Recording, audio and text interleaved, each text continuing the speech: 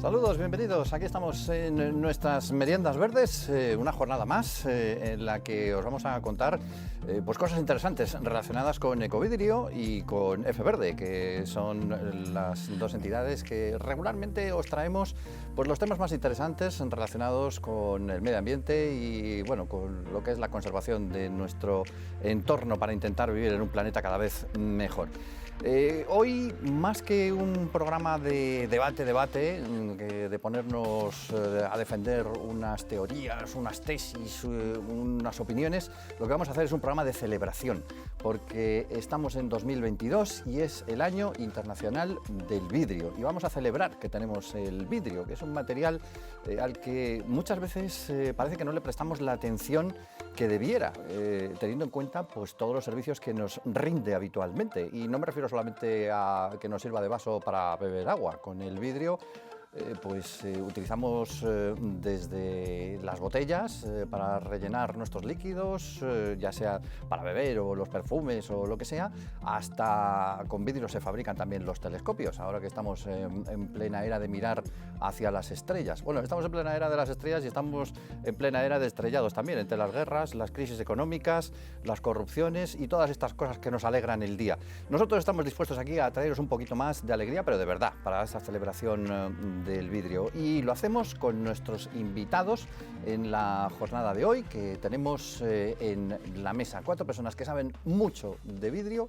Quizás si tuviéramos que montar la mesa del vidrio en España, pues muy probablemente estarían, si no todas, pues todas, y cada una de ellas nos va a aportar su visión acerca de lo que este material nos puede aportar, no, lo que nos está aportando ya, de hecho, un material que además es eternamente reciclable, si se recicla bien, claro.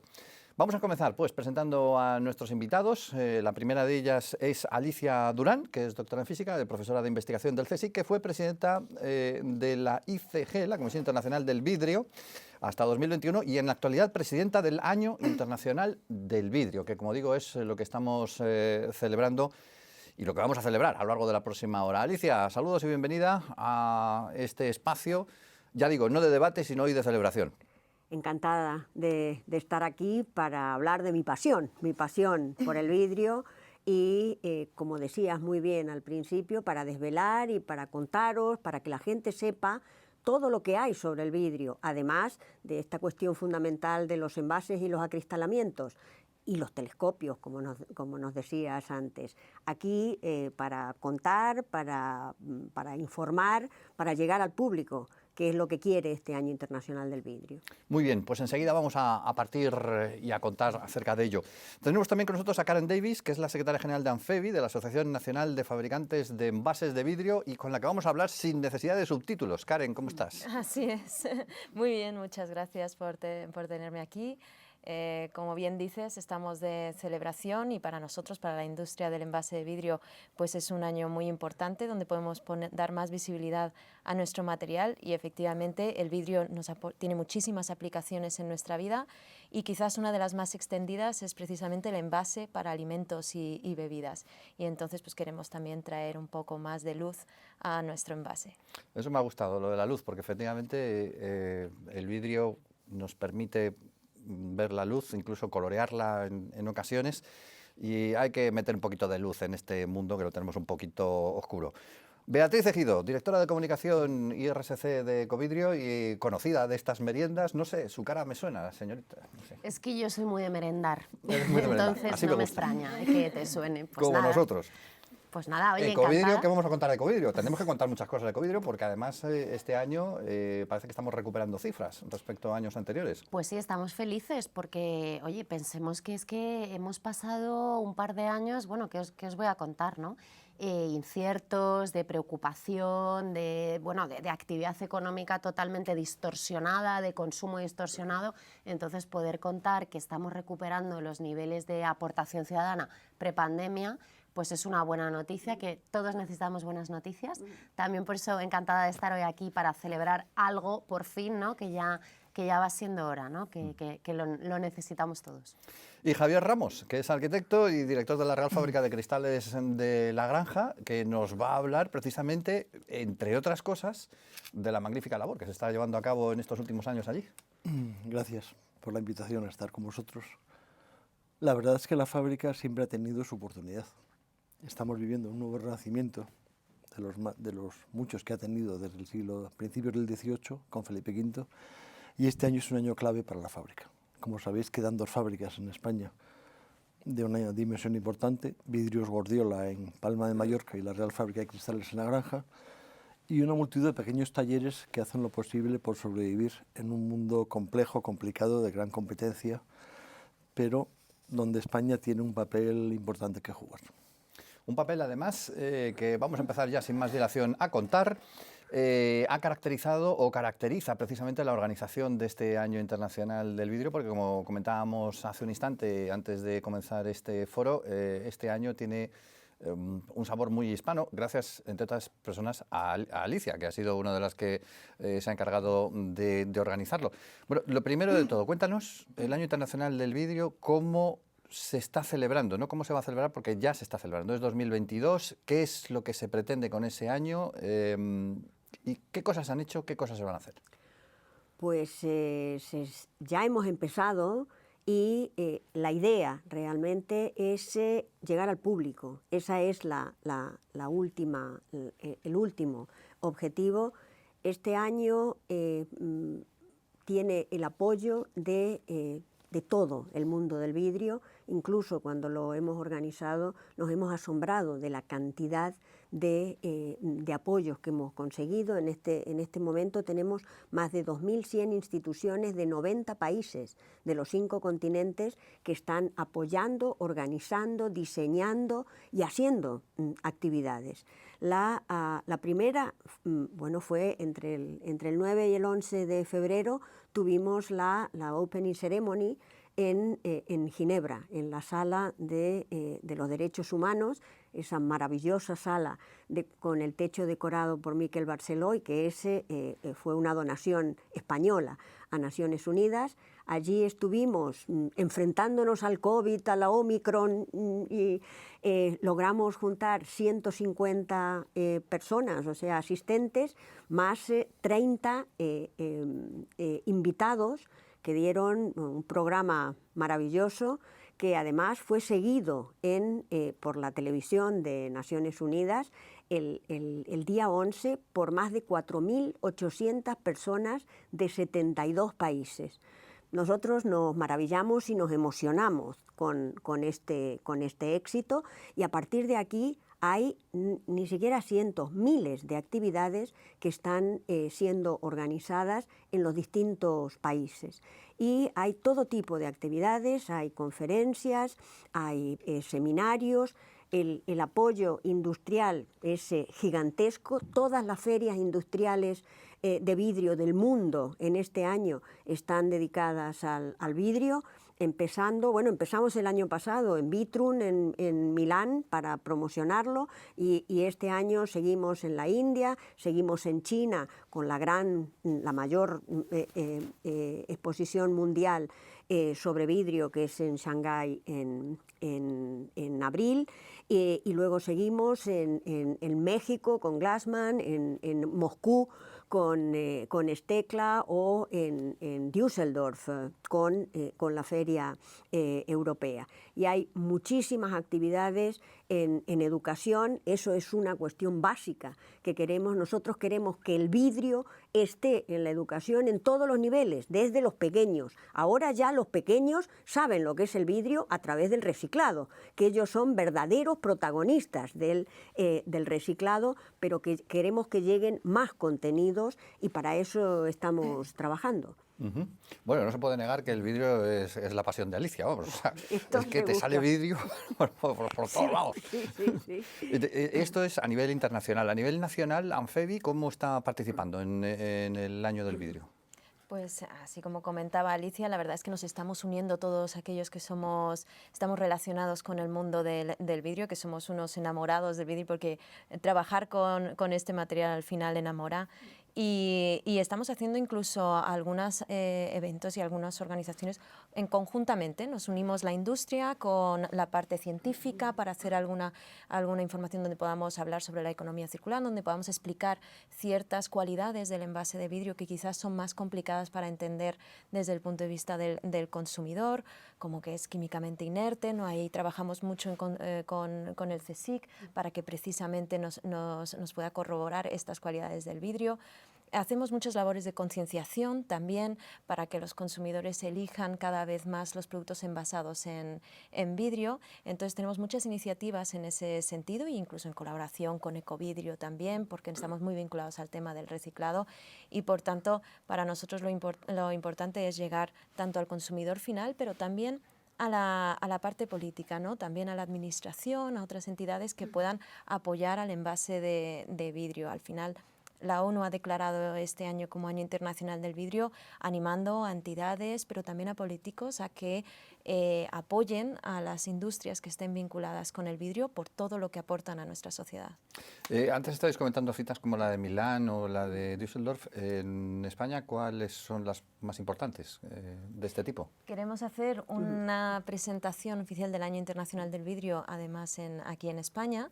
Por lo tanto, estamos organizando, estamos viendo diferentes fechas donde podríamos implementarlo. Nos parece que una fecha señaladísima es el Día del Reciclado y, por tanto, eso será un marco sobre el que seguramente habrá muchas actividades por las diferentes personas implicadas dentro del mundo del vidrio. ¿En toda España o concentrado en algún sitio? En toda España, porque además es que el vidrio está representado en muchas de las comunidades autónomas de España y desde donde se encuentran las fábricas nuestras de envases de vidrio, pero también hay fábricas de vidrio plano, de otros tipos de vidrios, de frascos. Por tanto, yo creo que el vidrio tiene identidad dentro de los diferentes territorios de España.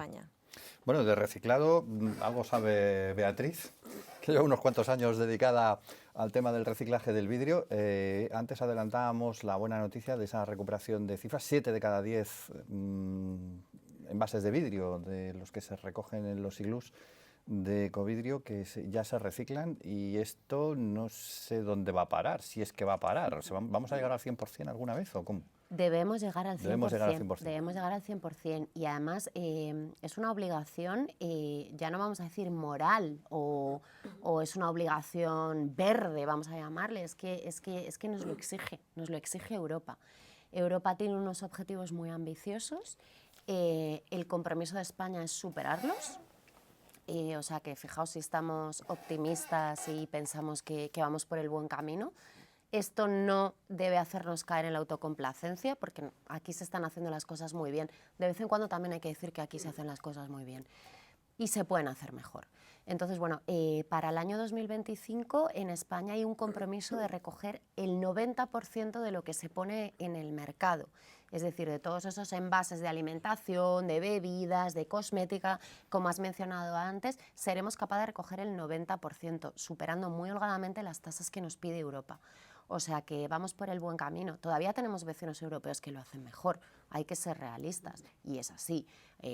Algunos países de Centro Europa, pero bueno, podemos estar orgullosos y sobre todo podemos estar confiados. El vidrio es un material que se recicla al 100% y de eso no tiene que caber ninguna duda, porque a veces hay ciertos mitos, y es normal, ¿no? Entonces venimos también aquí un poco en este año a seguir explicando, ¿no? Lo que se deposita en los contenedores verdes de toda España se utiliza para hacer envases, o sea que es un reciclado de altísima calidad, porque es de envase a envase, eso significa que no se degrada en el proceso, con lo cual es la circularidad hecha material.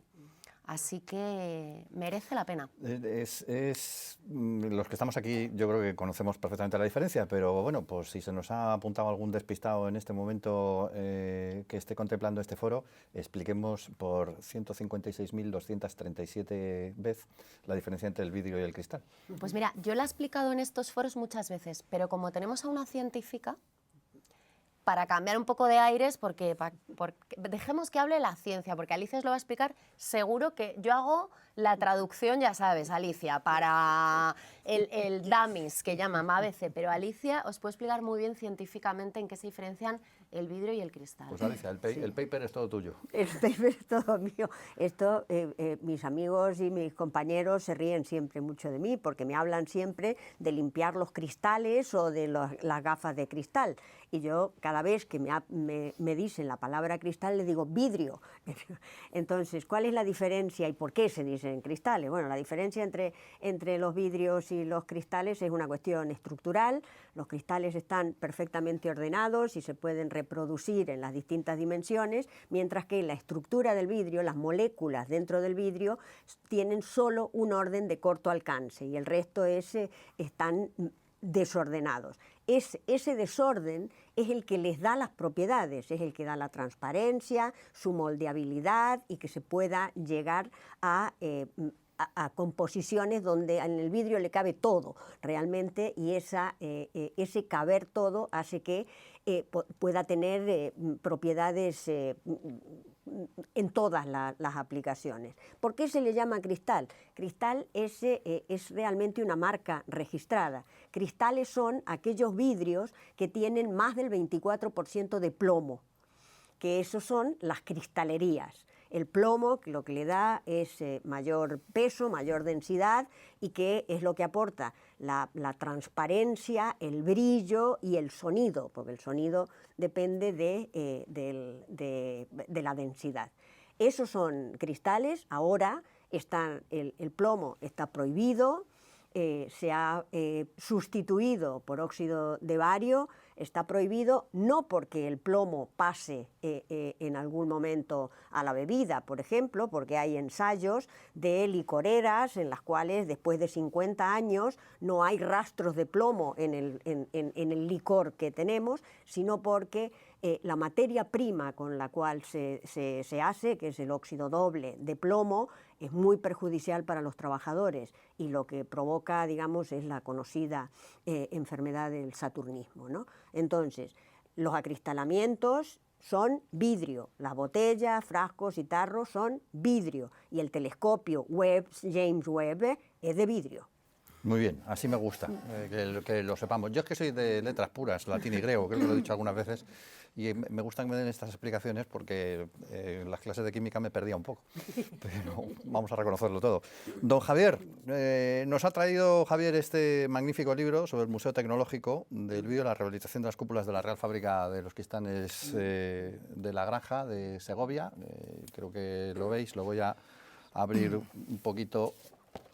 Vamos a ver si buscamos alguna ilustración que se vea desde lejos, que tiene unas cuantas, pues bueno, con fotografías también de lo que es la Real Fábrica, y con una labor, yo creo que estupenda, que ha venido haciendo a lo largo de este tiempo, desde que se ha hecho cargo de lo que es la Real Fábrica.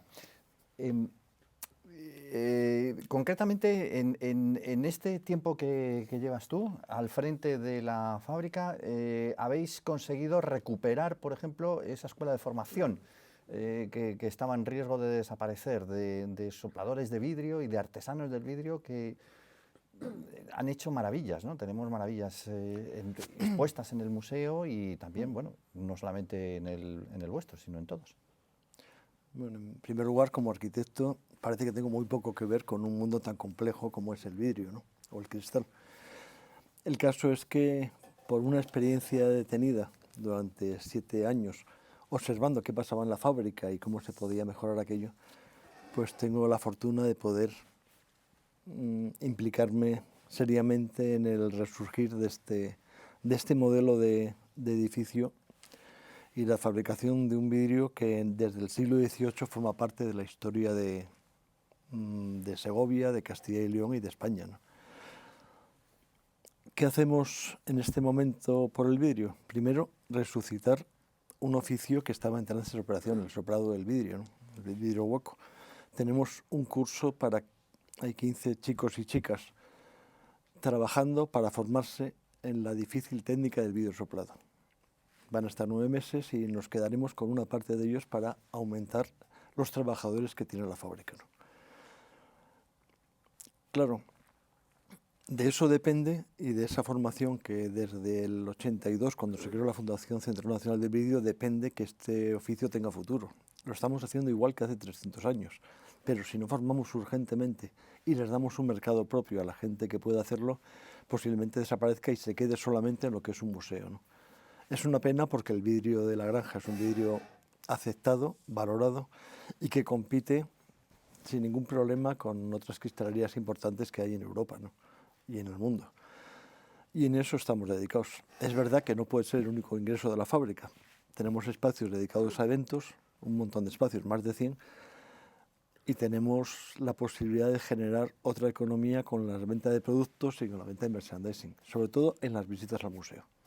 En este momento clave, que es este año, acabaremos todas las obras que podrán mejorar, gracias al Ministerio de Cultura y a la Junta de Castilla y León, todas las obras que van a mejorar los espacios disponibles para acoger, posiblemente en una entrada única al Real Sitio, la gente que viene a visitar tanto Patrimonio Nacional, el Palacio y los Jardines, como el Real Sitio, como la fábrica de cristales.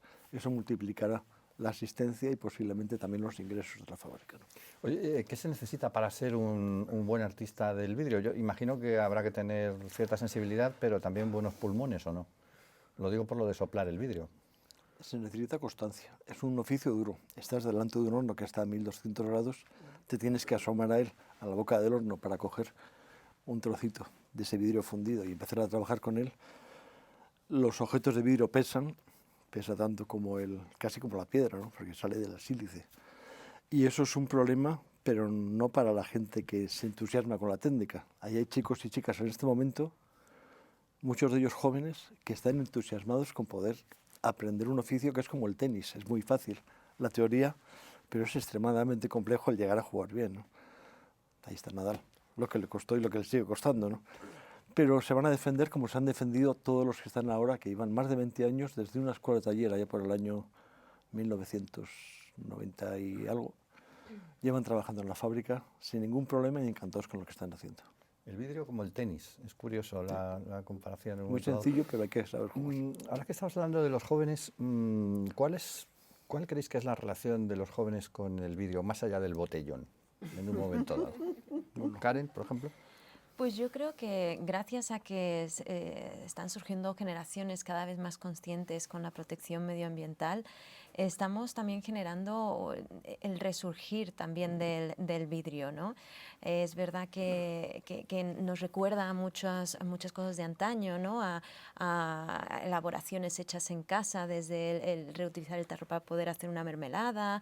Yo creo que hay muchísima concienciación sobre el tema del reciclado, que no acaba la responsabilidad con elegir un producto en el supermercado, sino que eres responsable de ello hasta que te deshaces de él y hacerlo correctamente. Y también desde el punto de vista nuestro, en temas de formación y de tener talento en la industria, también estamos haciendo grandes esfuerzos en atraer a los jóvenes que están interesados en toda la parte de innovación. Nosotros invertimos mucho en innovación para mejorar nuestros procesos, para ser cada día mejor a nivel medioambiental, para mejorar el proceso de producción, en ecodiseño. Hay muchísimo espacio ahí para explorar por parte de los jóvenes y continuar ese vínculo con el vidrio, ¿no? Yo creo que hemos mencionado que es tan común que a veces pasa desapercibido, y el hecho quizás de que sea transparente a veces juega incluso en nuestra contra, ¿no? No lo vemos, no nos damos cuenta, pero una vez que las personas les damos la atención hacia el vidrio, hay un interés muy importante por los jóvenes en conocer cómo se fabrica. Es algo además que hipnotiza ver el vidrio, cómo se forma, cómo pasa de un estado más líquido a uno sólido, desde la parte más artesanal a incluso en las fábricas nuestras. Hay muchas visitas a las fábricas para aprender cómo es el proceso, cómo va pasando, cómo está el control de calidad, cómo está. Es muy interesante, y yo creo que es una industria que sí que atrae la atención a los jóvenes. Desde el punto de vista educativo, tal y como comentabas, Alicia, hace un momento, que había que insistir más en llevarlo a los jóvenes, ¿qué falta? ¿Cómo se puede acercar a la gente más joven Pues no sé, esta labor, a base de visitas, como decía Karen? es uno justamente de lo que decía al principio, es uno de los objetivos básicos del Año del Vidrio, no solo en España, sino en todo el mundo. Lo que hay que hacer es llegar al público y llegar a la educación, creando materiales para la educación y no solo en la universidad, sino desde la escuela primaria, para que los chicos aprendan para qué sirve el vidrio y cómo se hace y que cuando lleguen a la universidad, por ejemplo, a las carreras, sean capaces de optar por carreras como las ingenierías o física, química, que es de lo que se provee realmente el personal de las fábricas. Hay un movimiento de las grandes empresas de vidrio justamente pidiendo materiales innovadores para que la gente se interese en esto. Lo que nos dice Saint-Gobain, por ejemplo, que hay que hacer a los científicos y los tecnólogos del vidrio que sea un oficio más cool. Para eso hace falta que lo conozcan. Y para eso hace falta también formación en la universidad y sobre todo, además, el interés y el apoyo de la industria, porque en muchos sitios la industria está teniendo problemas para encontrar técnicos porque no les parece una cuestión interesante. Lo que hay que hacer justamente es formar esa pasión por el vidrio, que luego es adicción y luego cuando la gente lo conoce comparte esa pasión, pero lo que hay que hacer es llegar a ellos y que lo conozcan. Javier, esa pasión yo creo que la respiráis vosotros allí con los alumnos, ¿no? Bueno, con los trabajadores ya de la fábrica, partiendo de ahí, pero los alumnos, o sea, tiene que respirarse eso ahí, el interés por... No paran. No paran. No paran. ¿Qué hacen? Pues están todo el día, primero con lagunas teóricas, porque tienen que conocer la composición, etcétera, etcétera, y los procesos del vidrio, pero lo que les entusiasma es entrar en el taller y trabajar. Con el horno encendido, ayudando a los maestros en alguna de las clases, y les cuesta salir, les cuesta cogerse vacaciones obligatorias, porque es un curso reglado, y no quieren. Algunos nos dicen que por qué, que tienen 9 meses y que se quedan. Que bueno, que por mí encantado, pero vamos, a ver si lo permite educación, ¿no? Y luego es importante saber que la quinta parte de las visitas al museo son niños. Todos los colegios, y hasta de Madrid, vienen a visitar la fábrica. No solamente esos, donde ven hacer objetos de vidrio y tallarlos, sino que luego tienen talleres donde pueden, en frasquitos que nos deja Berescens, que es la empresa que tenemos, la grande que tenemos al lado, unos frasquitos que a ellos no les valen y que los niños dibujan el nombre de su madre y una flor y no sé qué tal. O sea, que al final se enamoran de un material que evidentemente formará parte siempre de sus vidas, ¿no? A mí me gustaría poder comentar que lo que nació con unos intereses muy nobles, que era la formación, la difusión y el museo, es posible que antes de final de año dé un paso más allá y se convierta la fábrica en la sede del Centro de Referencia Nacional del Vidrio Industrial.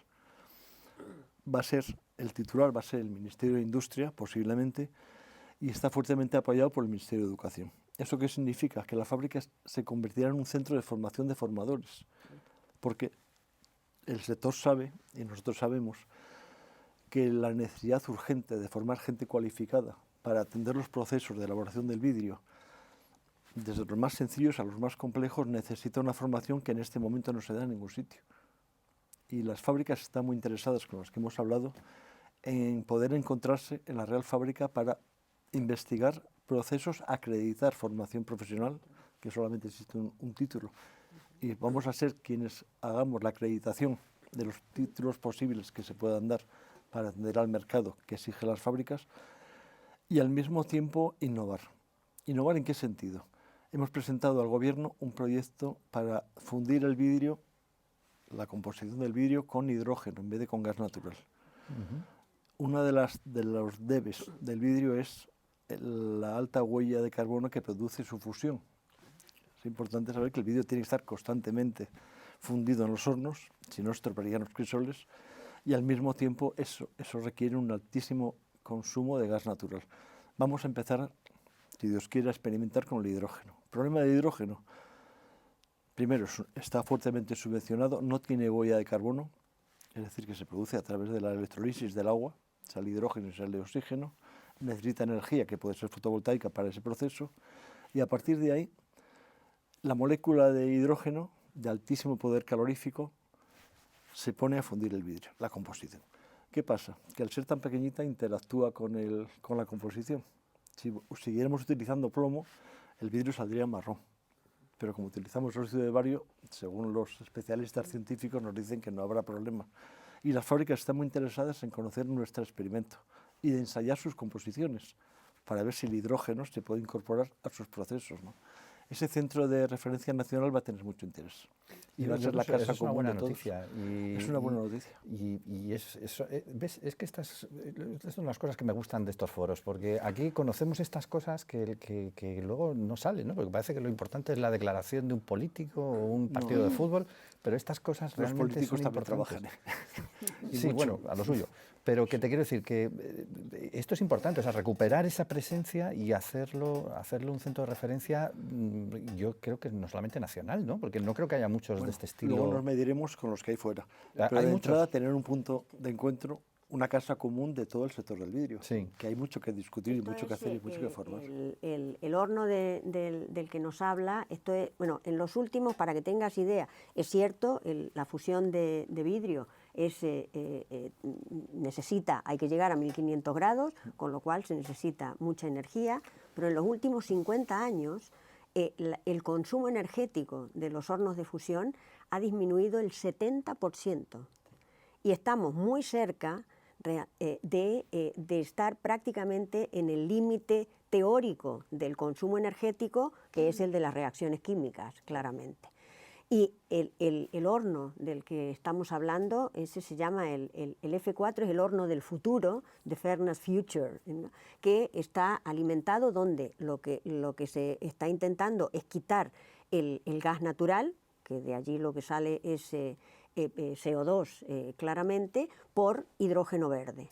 Es un gran proyecto con muchas aristas, con muchas cuestiones, porque hay que pasar de la fusión con gas a la fusión eléctrica, que también tiene implicaciones, que no es fácil, sobre todo no es fácil para todos los productos, pero en eso se está, y en eso hay un compromiso internacional básicamente de toda la industria del vidrio. La industria del vidrio está muy concentrada, sí, porque es muy, porque montar, invertir en un horno hay que tener mucho dinero, por eso está muy concentrada y hay un compromiso internacional de los campeones, de los champions, por apostar por este tipo de hornos, no un solo horno, sino este tipo de hornos, cambiando el combustible para evitar, o sea, para bajar el consumo energético y para evitar emisiones, básicamente. En todo caso, esto es antes de fin de año, ¿no? Me has dicho. Sí. Y perdona que te he interrumpido. Sí. Aquí, como sabéis, juega un papel fundamental el tema del reciclaje. Cuando contamos el reciclaje y decimos que también es una forma de luchar contra el cambio climático, es por lo siguiente. Al final, cuando nosotros recogemos los envases de los contenedores y los tratamos, hacemos un tratamiento que es un tratamiento muy sostenible. No utiliza agua, no utiliza sustancias químicas, es un tratamiento absolutamente mecánico. Y lo que obtenemos de ahí es lo que llamamos el calcino, que Alicia me regaña porque es una palabra un poco importada del francés, casco de vidrio, bueno, que no deja de ser el vidrio pues fragmentado, limpito, sin sus etiquetas, sin bueno, pues los férricos que llevan, por ejemplo, algunas botellas que se quitan con imanes, o sea, es todo es un proceso muy mecánico. Entonces, ese calcín es el que utilizan las grandes fábricas vidrieras, y por cierto en la Real Fábrica también utilizan vidrio reciclado para muchos de sus productos, para introducirlo en los hornos. ¿Qué pasa? Que en lugar de introducir materia prima de la naturaleza, con lo cual ya estamos eficientando un proceso que significa erosionar nuestro ecosistema, ¿no? Utilizamos una materia prima secundaria que sustituye exactamente igual a la materia prima de la naturaleza y que tiene una temperatura de fusión más baja que meter a lo mejor arena simplemente, ¿no? ¿Por qué? Porque al final este calcín que hablamos no deja de ser vidrio un poco prehecho, vamos a llamarle, porque ya venía de un envase, ¿no? Entonces esto baja mucho la temperatura de los hornos. Por cierto, los envases de vidrio pueden contener hasta un 90% de calcín, dependiendo del tipo de envase. ¿Qué quiere decir? Que es que podemos hacer directamente con... Es una materia prima secundaria poderosísima, no podemos permitirnos el lujo de perder esto y de que vaya a la basura cuando podemos estar reintroduciéndolo sin parar, indefinidamente en el ciclo, con el consiguiente ahorro energético, con el consiguiente ahorro en la explotación de recursos naturales, ¿no? Entonces, de verdad, que es muy importante. Esto lo extrapolamos a todo, ¿no? La economía circular al final intenta esto. Y en el caso del vidrio, que por eso también la ONU, ¿no?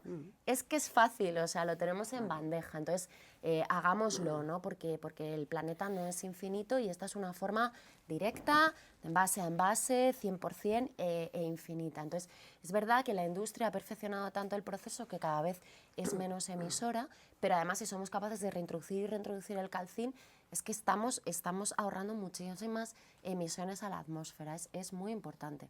¿Cómo va a ayudar la nueva ley de envases, que tiene que llegar en breve, esperamos? Bueno, la ley de envases que está ahora mismo tramitándose en el Senado y se prevé que para final de marzo vuelva al Congreso, que Sí. se han introducido algunas enmiendas, y la ley de envases es súper necesaria y súper ambiciosa porque, para empezar, establece objetivos más ambiciosos, que os hablaba un poco antes de ellos, ¿no? Entonces va a subir los objetivos de nuestro país, igual que el resto de los Estados miembros. Esto es crítico, esto es muy importante. Estamos, en Ecovidrio estamos muy contentos con esta iniciativa, porque los Estados miembros todos ya se van a tener que poner las pilas, porque es que llega un punto que si no tendremos que pagar multas, tendremos que pagar sobrecostes, que al final parece a veces, ¿no?, que es la única forma de enchufarnos. Es verdad que llevábamos muchos años con el viento a favor, no solo por parte de los ciudadanos, que parece que siempre les trasladamos toda la responsabilidad, sino por la parte de las administraciones. A veces, como la administración no te deje y te bloquee,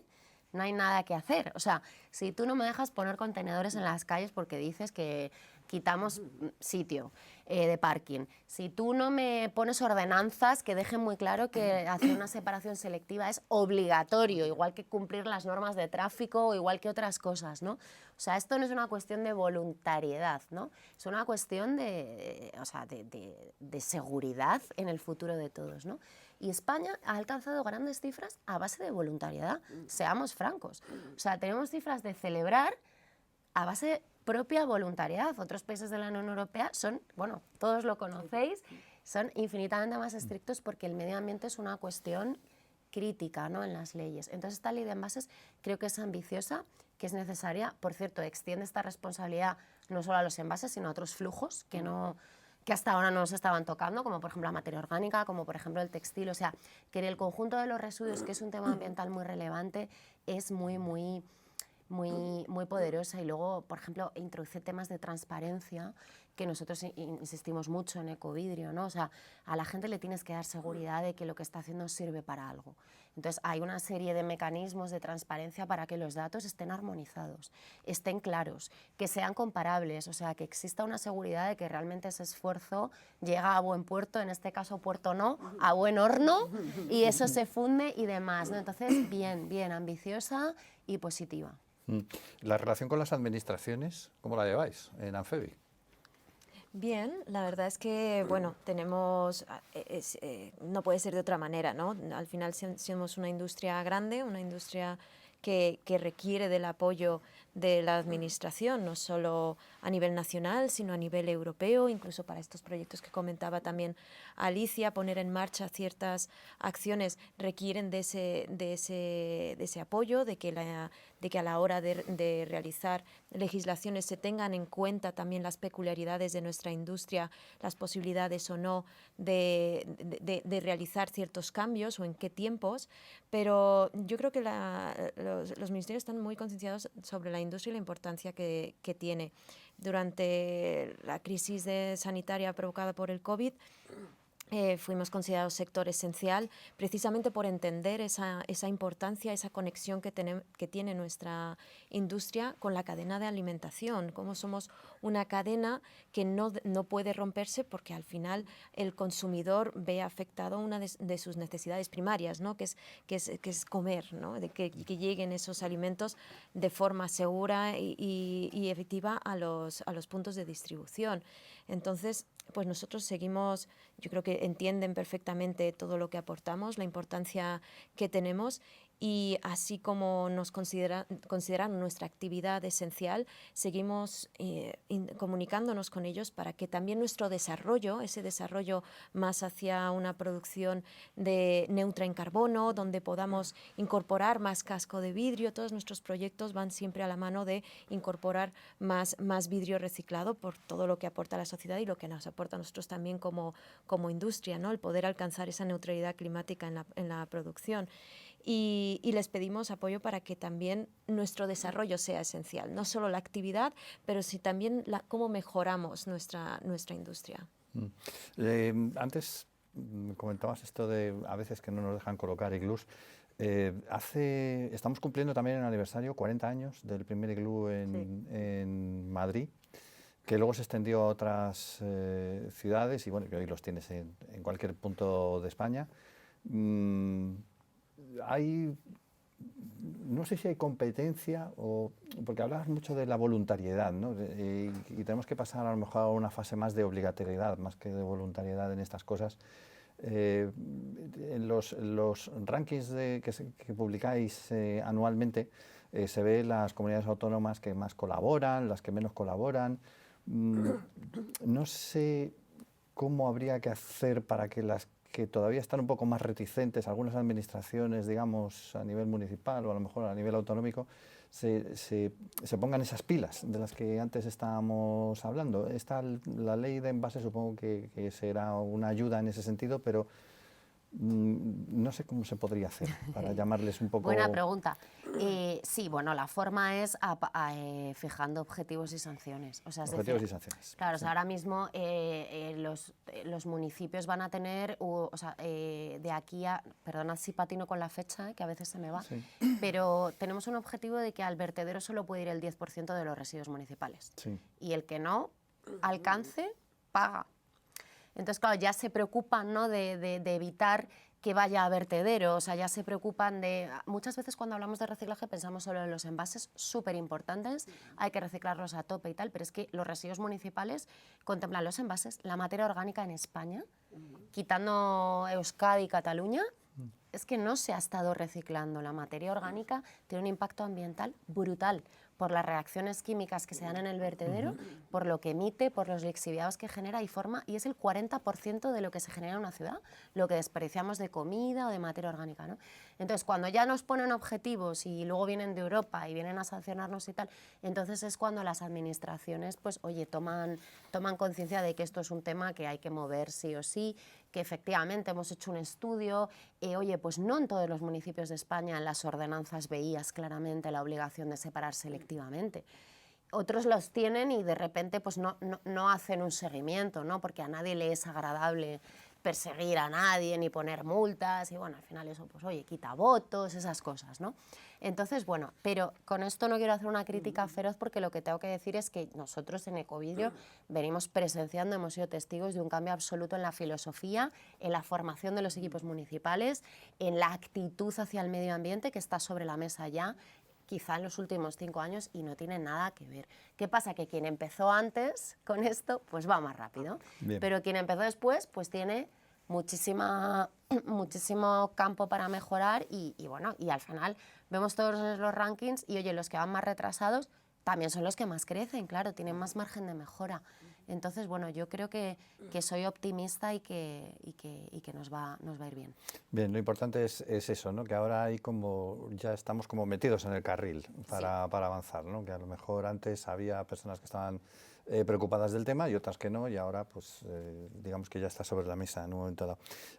No quería dejar pasar también el tema del ecodiseño, porque muchas veces se ha hablado del ecodiseño, pero no queda claro qué es el ecodiseño, porque vemos una botella y vemos otra botella, bueno, puede ser una forma más bonita, más fea, pero sigue siendo una botella. El ecodiseño realmente, ¿cómo se trabaja el ecodiseño? O sea, ¿Cómo puedes decir esta botella está ecodiseñada respecto de otra botella? A mí me parecen iguales las dos botellas. Sí, pues... Iluminadme. Posiblemente el ecodiseño está en cualquiera de los envases de vidrio, simplemente por sus propiedades, ¿no? Desde el 100% reciclado, de nuevo envase, por tanto... Esa gran parte, cuando muchas veces nos dicen, ay, es que debería existir un envase que pudiese tal, muchas veces el vidrio cumple con esas opciones, ¿no?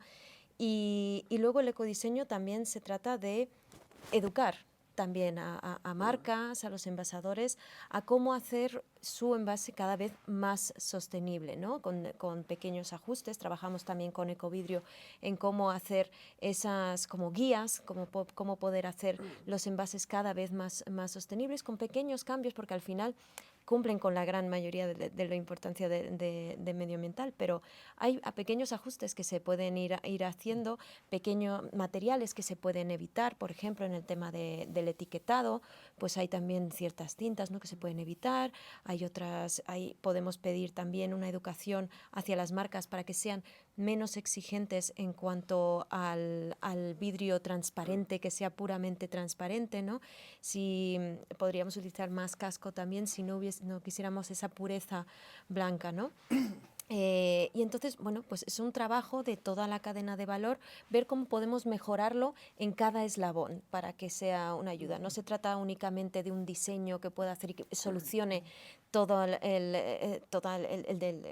vida del envase, sino que hay que trabajar unidos. Yo creo que cualquier mejora medioambiental requiere de esa ODS 17, ¿no?, de los Objetivos de Desarrollo Sostenible, alianzas para conseguir objetivos. Si cada uno hacemos únicamente lo nuestro, pero no lo ponemos en común sobre la mesa para que sea real, pues no se ve los resultados tan fuertes. Tenemos ejemplo. Perdona, Alicia. Alicia, dime. Además, en las cuestiones del ecodiseño están las cuestiones técnicas detrás.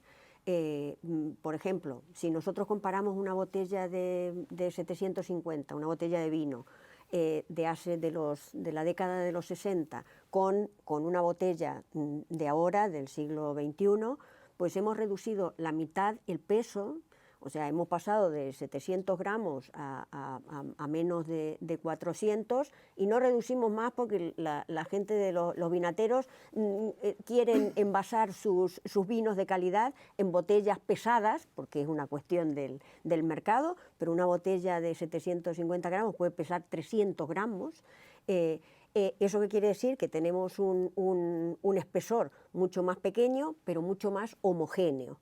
Entonces, eso es el ecodiseño, que va sobre la distribución de vidrio, sobre que el espesor del vidrio sea lo más fino posible, en torno a 1 milímetro, que tenga formas redondeadas, o sea, siempre los ángulos empeoran las propiedades mecánicas, se rompen más fáciles, y entonces en 60 años hemos reducido el peso de una botella a la mitad, lo cual quiere decir que utilizamos menos materias primas y consumimos menos energía, por supuesto, para producirlo, pero a la vez de reducir el peso hemos multiplicado por más de 1,5, casi 2, la resistencia mecánica, y hemos multiplicado por 5 la velocidad de embotellado.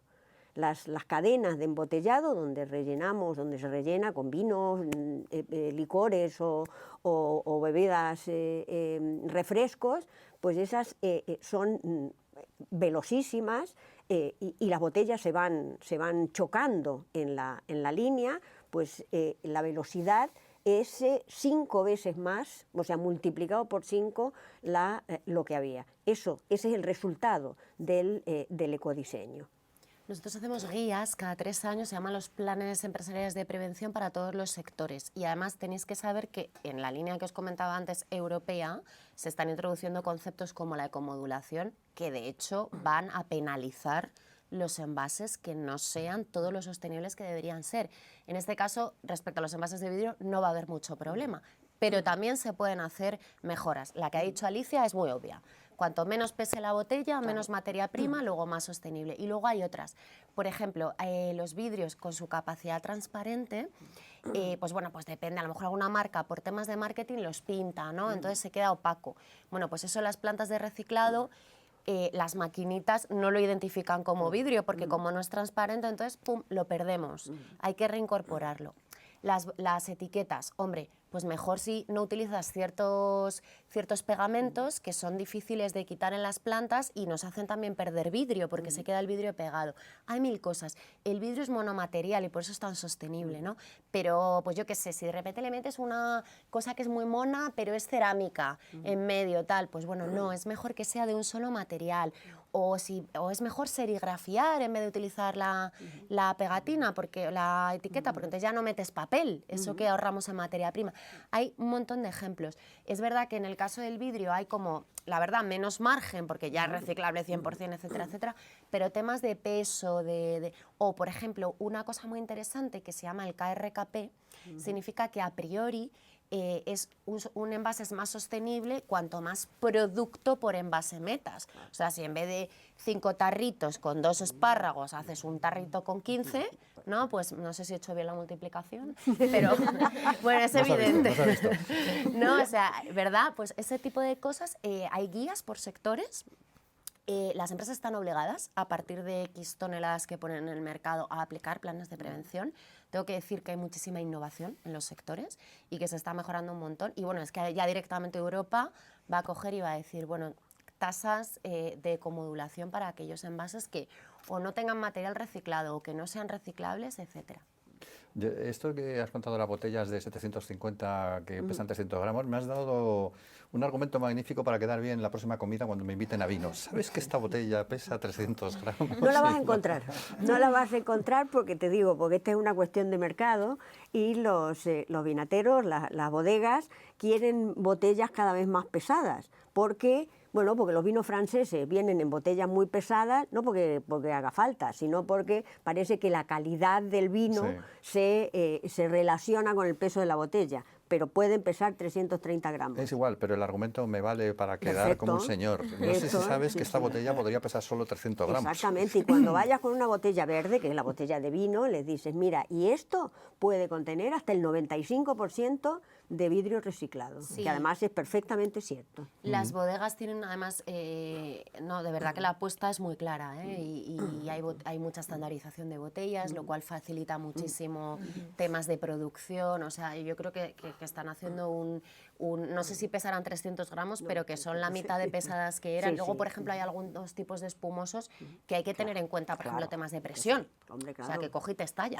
El champán, eso tampoco es, ¿no? Perdón, el cava. El cava, nuestro cava. Entonces, bueno, no, están haciendo un esfuerzo enorme y yo lo puedo verificar porque recibimos todos los años por ley, ellos tienen que declarar todo lo que ponen en el mercado, los envases, los pesos y oye, da gusto ver cómo va evolucionando. Sí, el tema de educación que comentabas, cómo involucrar a la gente, nosotros desde la industria además también se organizan muchos concursos de diseño ecológico en el envase de vidrio, ¿no? Para precisamente esos futuros profesionales en el diseño que también tengan en cuenta que a la hora de diseñar haya una fase que pase por ser lo más ecológico posible, ¿no? Y entonces esa es la parte de educación que se hace también, no solo con las marcas, pero también con los futuros profesionales. Oye, hay que meter siempre dentro de la ecuación de hacer algo, diseño, algo que sea atractivo, algo que sea tal, que la población y todos cada vez, yo creo que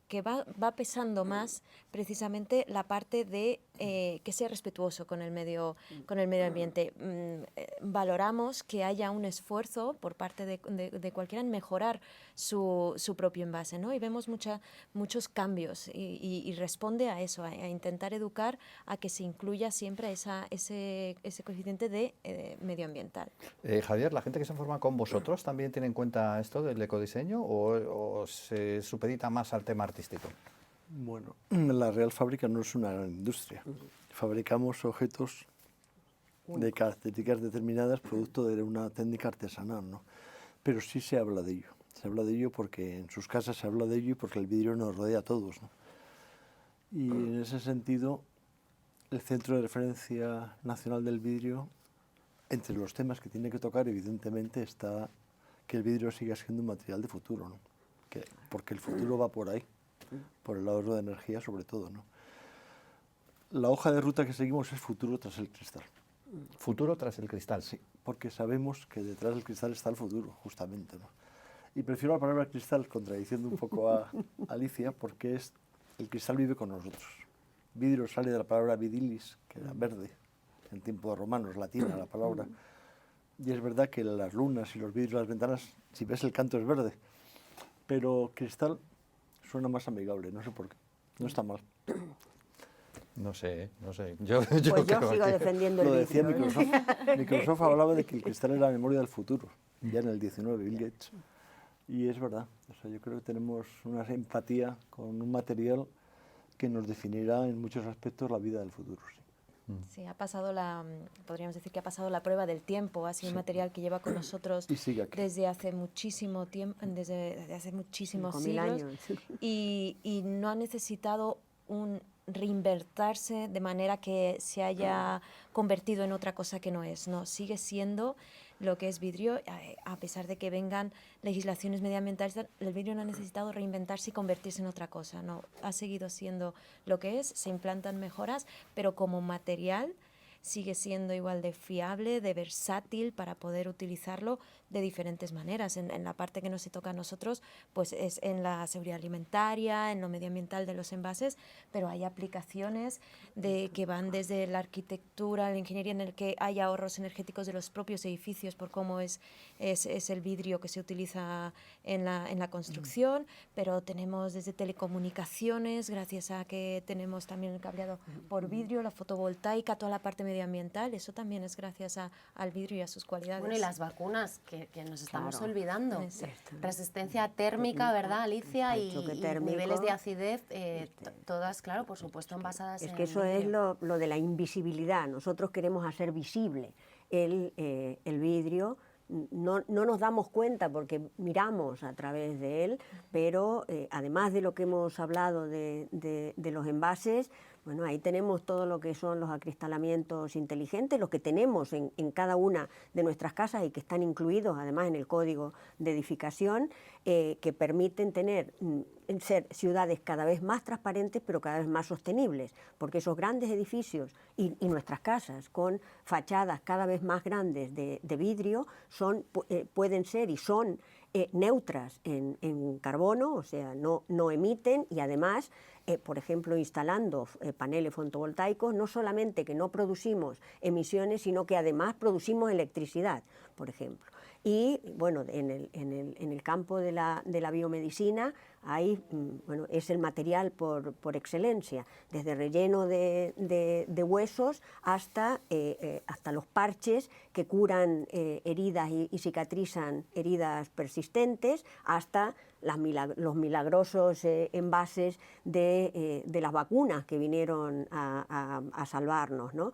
Y básicamente, bueno, el papel fundamental en las energías sostenibles, desde los espejos que giran con el sol como los girasoles en los campos de concentración, de las plantas de concentración solar, hasta los paneles fotovoltaicos, donde el 80% de esos paneles son vidrios, o las palas de los aerogeneradores en la industria eólica, que cuanto más grandes son, o sea, esos son materiales compuestos, son polímeros reforzados con fibra de vidrio, pero donde el peso de vidrio es más del 80% de esas palas. Y la otra, que es lo que realmente nunca la gente se imagina, que es la fibra óptica. La fibra óptica se inventó en un laboratorio en Estados Unidos en 1961, consiste de un núcleo prácticamente de sílice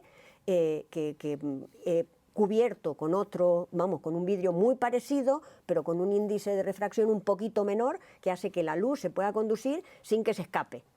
Pues eso, lo que se hizo es, hasta ese momento había las comunicaciones eran a través de cables coaxiales de cobre, En el cobre, ¿qué se mueve? Pues se mueven los electrones. Los electrones se mueven a frecuencia de 10 a la 7, o sea, 10 millones de bits o de unidades de información por segundo. Eso era lo que podíamos. Cuando metemos la fibra óptica, que es a finales de los años 60, principios de los 70, dicen, vamos a cambiar los cables de cobre por la fibra óptica. Ahí que se mueven los fotones, esos cuantos de luz de los que nos hablaba Einstein, y a qué velocidad se mueven, a 10 a la 15. O sea, hemos pasado de un 1 con 7 ceros a un 1 con 15 ceros, y esa es la cantidad de información que se puede transmitir por segundo. Esa es la base de Internet.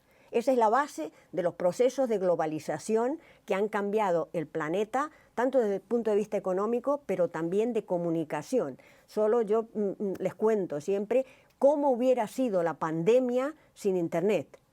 Y el 5G también, eso es el resultado de que ahora esas fibras no es una sola fibra, sino que cada fibra contiene cientos de canales a través de los cuales se transmite la luz y eleva ya a cifras enormes la difusión y la transmisión de la información. Pues yo creo que ha quedado cristalina la explicación de Alicia. No os lo vais a creer, pero nos hemos comido la hora. Espero que os haya sentado bien y que la digiráis, porque hasta aquí hemos llegado. No tenemos tiempo para más. Quiero dar las gracias a Alicia Durán, que recuerdo es la presidenta del Año Internacional del Vidrio, que estamos festejando, que hemos celebrado durante esta hora de manera específica, y durante todo este año lo vamos a hacer. A Karen Davis, la secretaria general de Anfebi, a Beatriz Ejido, la directora de comunicación y RSC de Ecovidrio, y a Javier Ramos, arquitecto y director de la Real Fábrica de Cristales de la Granja. Gracias a los cuatro por habernos acompañado durante esta hora y por habernos iluminado respecto a tanto como es el vidrio, que es un... Vitrificado me hallo, fíjate, vitrificado me hallo. Gracias por habernos acompañado y a todos vosotros por habernos seguido a través de esta transmisión, y bueno, os esperamos en nuestra próxima cita de Meriendas Verdes, en la que seguiremos hablando de temas que nos interesan a todos, a los que estamos aquí y a los que estáis ahí. Gracias y hasta la próxima.